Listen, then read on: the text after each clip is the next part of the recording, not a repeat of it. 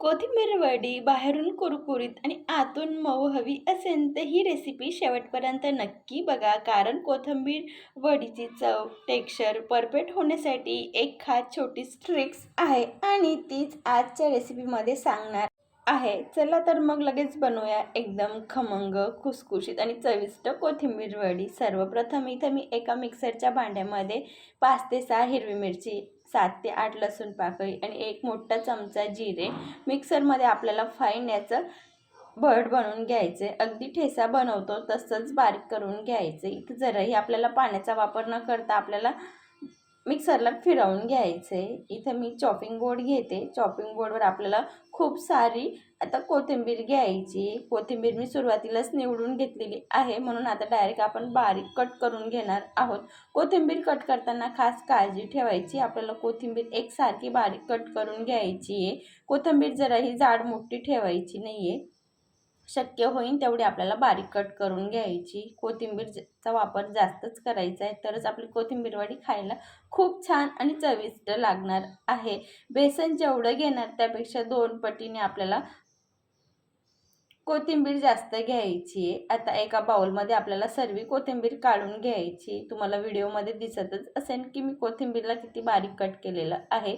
एक मोठा चमचा लाल तिखट, पाव चमचा हळद, चवीनुसार नमक आणि 2 चमचा इथं आपण जे जिरे, लसूण आणि मिरचीचं पेस्ट 2 चमचा ॲड करायचं आहे. एक मोठा चमचा इथं मी ओवा घेतलेले आहेत. ओवा हाताने छान क्रश करून घ्यायचं आहे. याचा स्वाद अजूनच वाढतो. 2 चमचा पांढरे तीळ आणि अर्धी वाटीपेक्षा कमी इथं मी तांदळाचं पीठ घेतलेलं आहे.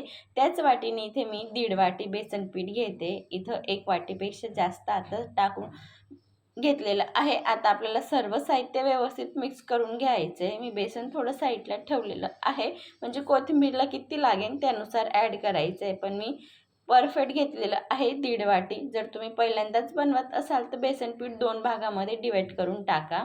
आता राहिलेलं बेसन पीठ पण आपण याच्यात ॲड करून घेऊया. अगदी मी 2 ते 3 चमचा बेसन पीठ उरवून ठेवलेलं होतं, ते पण आता याच्यामध्ये ॲड करून घ्यायचे आणि आता आपल्याला सर्व साहित्य व्यवस्थित मिक्स करून घ्यायचे. सुरुवातीलाच कोरडं सर्व साहित्य मिक्स केलं की आपल्याला पीठ मळताना जास्त मिक्स करायची गरज पडत नाही. अगदी 2 मिनिटात आपलं कोथिंबीर वडीचं पीठ मळून तयार होतं. 1 चमचा इथं मी तेल घेते. तेलाचं छान पद्धती आता व्यवस्थित मिक्स करून घ्यायचे. या पद्धतीने मिक्स केलं की आपली कोथिंबीर वडी आतून मऊ आणि बाहेरून अगदी खुसखुशीत होते. त्यासाठी आवर्जून तेलाचा वापर करा. आता आपल्याला गरजेनुसार थोडं थोडं पाणी ॲड करायचं आहे. जे आपण मिक्सरच्या भांड्यामध्ये मी वाटण बनवलं होतं मिरची, लसूण आणि जिऱ्याचं, त्याच मिक्सरच्या भांड्यामध्ये मी थोडं पाणी ॲड करून तेच पाणी याच्यात वापर केलेला आहे. थोडं थोडं पाणी ॲड करून आपल्याला जसं भजींना पीठ मळतो त्या पद्धतीने आपल्याला व्यवस्थित पीठ मळून घ्यायचं आहे. अगदी आपल्याला जास्त घट्ट पण नाही आणि जास्त सैल पण नाही. भजींचं मळतो त्यापेक्षा थोडं थिक मळायचं आहे असं समजलं तरी चालेल. आपण इथं मी पिठाचं व्यवस्थित प्रमाण सांगते. अर्धी वाटीपेक्षा कमी मी तांदळाचं पीठ घेतलेलं आहे. 1.5 वाटी इथं मी बेसन पीठ घेतलेलं आहे आणि 3 वाटी इथं मी कोथिंबीर घेतलेली आहे. पिठापेक्षा आपल्याला कोथिंबीर 2 पटीने जास्तच घ्यायची आहे. जर 1.5 वाटी पीठ असेल तर 3 वाटी कोथिंबीर आवर्जून वापरा, तरच आपली कोथिंबीर वडी खायला छान लागेल. नाहीतर अगदी जास्त पीठ राहिलं तर पिठाचंच टेस्ट लागतो, कोथिंबीरचा जराही टेस्ट वगैरे लागत नाही. इथं मी थोडं थोडं पाणी करून अगदी घट्टसर पीठ मळून घेतलेलं आहे. भजीपेक्षा थोडं घट्ट पीठ मळायचं आहे. आता ते पीठ साईडला ठेवून द्यायचं आहे. मी तर एक ताट घेते. आता ताटाला आपल्याला छान तेल लावून घ्यायचे. तेल लावल्याने काय होणार की आपली जी कोथिंबीर वडी आहे ती खाली चिपकणार नाही. त्यासाठी मी तर तेल लावून घेते. अगदी हवं असेल तर तुम्ही बटर पेपर देखील लावू शकतात, पण बटर पेपर सर्व लोकांकडे राहत नाही. त्यासाठी मी तेल लावून अगदी वरून थोडं तीळ स्प्रेड केलेलं आहे. मग आता आपण जे कोथिंबीरचं पीठ आहे ते आपल्याला हाताने छान थापून घ्यायचे. तुम्हाला किती जाड किती बारीक त्यानुसार तुम्ही थापू शकतात, पण मी अगदी जाड पण नाही जास्त बारीक पण नाही, मीडियम थापणार आहे.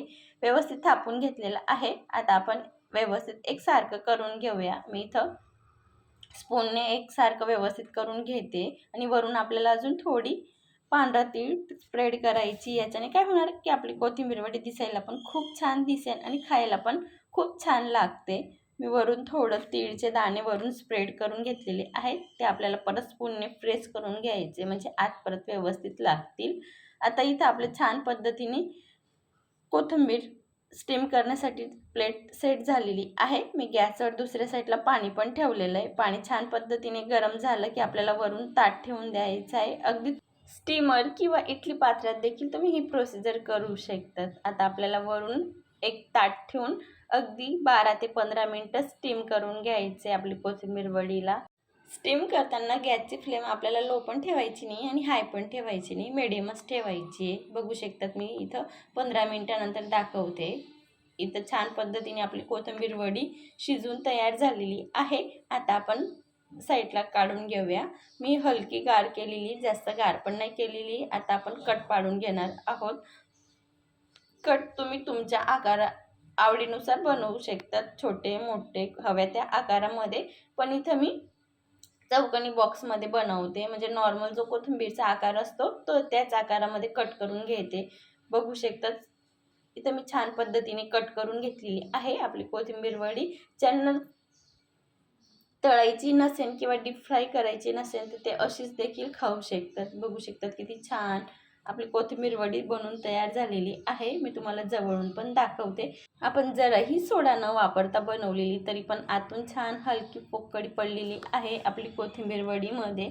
अशीच तुम्ही एका काचेच्या डब्यामध्ये भरून फ्रीजला स्टोअर करू शकतात आणि हवं तेव्हा अगदी शॅलो फ्राय किंवा डीप फ्राय करून खाऊ शकतात. आणि खायची असेल तर अशीच देखील खाऊ शकतात, जराही डीप फ्राय किंवा शॅलो फ्राय न करता तरी छान लागते. मी आता दुसरी साईडवर गॅसवरती तेल गरम करण्यासाठी ठेवलेलं आहे. आता आपण तेलामध्ये एक एक करून सोडून घेऊया. मी इथे डीप फ्राय करून दाखवणार आहे, तेव्हाच आपली कोथिंबीर वरून कुरकुरीत आणि आतून मऊ होईल आणि खायला अजून खूप छान लागेल.